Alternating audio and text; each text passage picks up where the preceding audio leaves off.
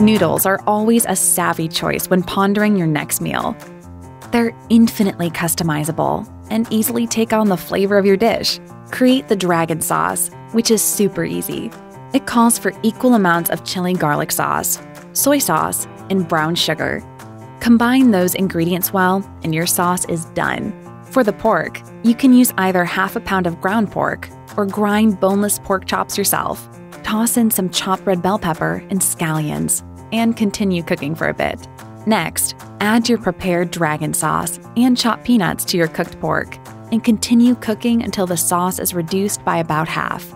Add your cooked noodles. Since most potlucks aren't usually full of items made with delicious dragon sauce, your contribution will certainly stand out.